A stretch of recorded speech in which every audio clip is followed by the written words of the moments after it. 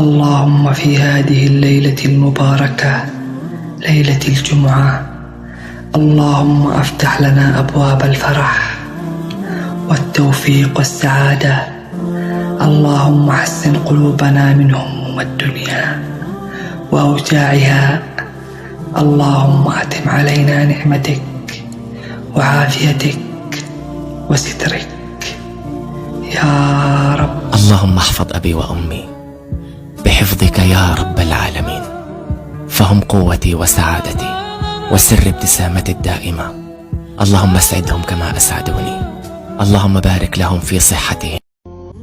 اللهم في يوم الجمعة افتح لنا فتحا مبينا، واهدنا صراطا مستقيما، وانصرنا نصرا عزيزا، وأتم علينا نعمتك، وأنزل في قلوبنا سكينتك، وانشر علينا فضلك ورحمتك يا أرحم الراحمين.